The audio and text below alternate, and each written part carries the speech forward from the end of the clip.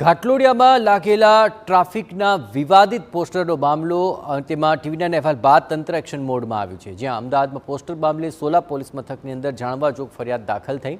વિવાદિત પોસ્ટર મામલે ટીવી9 અહેવાલ દર્શાવ્યો હતો અને અહેવાલ બાદ વિવાદિત પોસ્ટર દૂર પણ કરી દેવાયા। સમગ્ર મામલે હવે ફરિયાદ દાખલ કરી વધુ તપાસ હાથ ધરાઈ છે। સતર્કતા ગ્રુપે ટ્રાફિક અવેરનેસ ઉપરાંત વિવાદિત પોસ્ટર્સ લગાવ્યા હતા। આ વિવાદિત પોસ્ટર મામલે હવે ટ્રાફિક પોલીસ જ વિવાદમાં છે। 1 મહિનાથી પોસ્ટરો લાગ્યા હતા છતાં ટ્રાફિક પોલીસ અજાણ છે। ટીવી9 અહેવાલ બાદ ટ્રાફિક પોલીસને વિવાદિત પોસ્ટરની જાણ થઈ હતી। કયા કારણથી વિવાદિત પોસ્ટર લાગ્યા તેની પણ તપાસ થશે। ઘાટલોડિયામાં મહિલાઓની સુરક્ષા અંગે સવાલો ઊભા કરતા આવા વિવાદિત પોસ્ટર્સ લગાવવામાં આવ્યા હતા અને ટીવી9 તે અંગે અહેવાલ રજૂ કર્યો હતો, જે બાદ પોસ્ટર્સને દૂર કરાયા। અહીં પોસ્ટરને દૂર કરાયા બાદ ટ્રાફિક પોલીસ સાથે જ કોઈ જ લેવા દેવા ન હોવાનો દાવો થયો છે।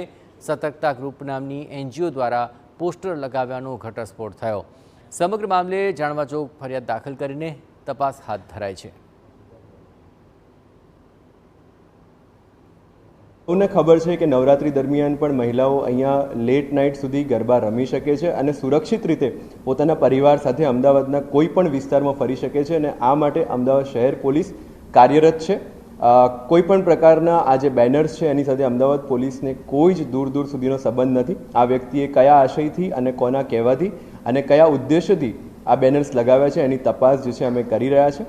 આ જે પણ આક્ષેપો આ બેનર્સની અંદર થયા છે એ અમદાવાદ શહેરની કાર્યપ્રણાલી અને કાર્ય મૂલ્યોથી કોઈ પણ રીતે સુસંગત નથી।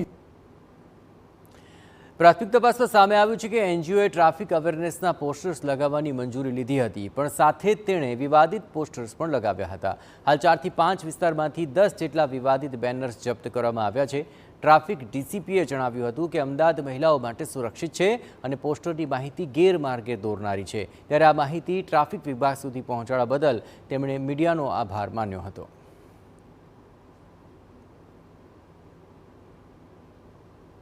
મીડિયા પણ શહેરના દરેક ક્ષેત્રની અંદર દરેક લોકો સાથે જોડાયેલું છે અને અમે આભારી છીએ અમદાવાદ શહેર મીડિયાનો કે એમણે આ પ્રકારના પોસ્ટર્સ જે છે તાત્કાલિક અમારા ધ્યાને મૂક્યા, જેથી અમે એમાં કાર્યવાહી કરી શક્યા અને આગામી સમયમાં વધુ પ્રોએક્ટિવલી અને પારદર્શક રીતે આ પ્રકારના કોઈ બેનર્સ ના લાગે, અમદાવાદ શહેર પોલીસની છબી ઉપર કોઈ પ્રશ્ન ઊભો ન કરે એ માટે વધુ કટિબદ્ધતાથી કામ કરવા માટે અમે લોકો પ્રતિબદ્ધ છીએ। જોકે હાલ તો સમગ્ર ઘટના અનેક સવાલો ઊભા કરી રહી છે, કારણ કે 1 મહિનાથી આ પોસ્ટર્સ લાગ્યા હતા, તેમ છતાં ટ્રાફિક પોલીસ સમગ્ર મામલે અજાણ કેવી રીતે છે તે સૌથી મોટો સવાલ છે।